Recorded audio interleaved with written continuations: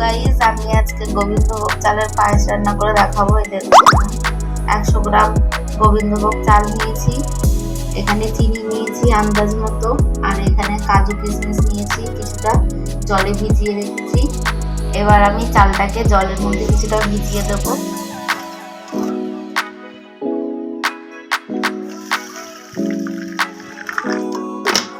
আন্দাজ মতন জল দিয়ে দিলাম। এবার এই চালটাকে আমি ভিজিয়ে দেবো।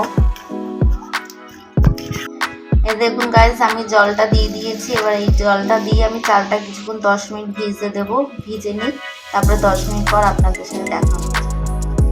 আমি পায়েসটা বানানোর জন্য 3 প্যাকেট দুধ নিয়েছি, মানে টোটাল 1.5 লিটার আমি দুধ নিয়েছি। 1.5 লিটার দুধে আমি পায়েসটা বানাবো।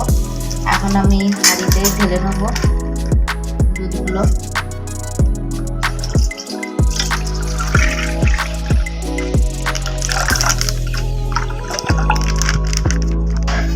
দেখুন আমি দুধটা বসিয়ে দিয়েছি গ্যাসে। দুধটা এখন ফুটবে, চাল দেবো আমি, তারপরে ফোটার পর আমি চালগুলো দিয়ে দেবো। গাইস, এই দেখুন আমি চালটা ভিজিয়েছিলাম, সেই চালটা ভিজিয়ে জলটা আমি ছেঁকে ফেলে দিলাম। এখন আমি ঘি মাখিয়ে নেবো চালের মধ্যে।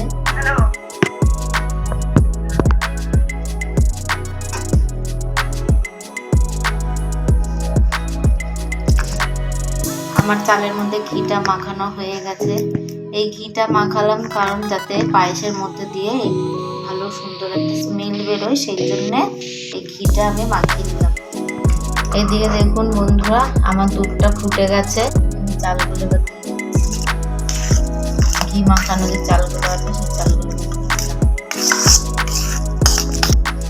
এই যে চালটা দিয়ে দিয়েছি। এবার এটা ভালো করে আবার ফুটে নিয়ে কিছুক্ষণ চালটা সেদ্ধ যখন হয়ে যাবে, তারপর আমি চিনিগুলো দিয়ে দেবো। আর অল্প একটু লবণ দেবো সুন্দর স্বাদ হবার জন্যে, একদম সামান্য মাত্র লবণ দেবো। 2টো তেজপাতা দিয়ে দিচ্ছি, গোটা তেজপাতা দিয়ে। এবার আমি ভালো করে দুধটাকে ফুটিয়ে নেবো, দুধ এবং চাল দুটোকে। চালটা সেদ্ধ হয়ে গেলে আমি তারপর সবশেষে চিনি দিয়ে কিছুক্ষণ ফুটিয়ে তারপর নামিয়ে নেবো। এই দেখুন আমার যে চালটা আছে সেই চালটা প্রায় সিদ্ধ মতন হয়ে গেছে। আর একটু 5 মিনিট ফুটলে আমার চালটা পুরোপুরি সিদ্ধ হয়ে যাবে, তখন আমি চিনিগুলো দিয়ে দেবো 5 মিনিট।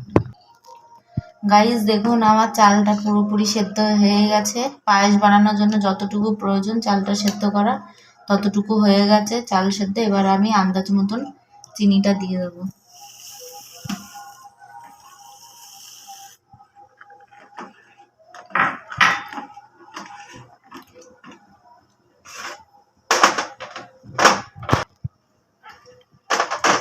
আমার পায়েস বানানো প্রায় হয়ে এসছে।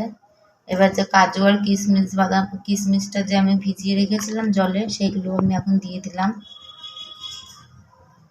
দিয়ে কিছুক্ষণ 5 মিনিট মতন ফুটিয়ে আমি নামিয়ে নেব। এই দেখুন বন্ধুরা, আমার পায়েসটা পুরোপুরি কমপ্লিট হয়ে গেছে। হ্যাঁ, আমি এবার অন্য একটা পাত্রে ঢেলে নেব। অনেকে আছে পায়েসটা একটু ঘন ঘন খাই, কিন্তু আমরা একটু পাতলা পাতলা খাই। গাইস দেখুন আমার পুরোপুরি পায়েসটা বানানো হয়ে গেছে। আপনারা এরকমভাবে বাড়িতে বানিয়ে খেয়ে দেখবেন। আর যদি আমার ভিডিওটা ভালো লেগে থাকে তাহলে লাইক, কমেন্ট, শেয়ার করবেন এবং সাবস্ক্রাইব করে দেবেন। আর আরেকটা কথা আপনাদের বলা আছে, সেটা হচ্ছে আপনারা হয়তো গলার ভয়েস শুনে বুঝতে পারছেন যে দু রকমের গলার হয়ে, এতদিন একরকম গলার ভয়েস ছিল, আজকে আরেক রকমের। এতদিন আমার মা ভিডিওতে কথা বলতো, এবার থেকে আমি কথা বলবো। তা আপনাদের ভালো লাগলে আপনারা কমেন্ট করে জানাবেন।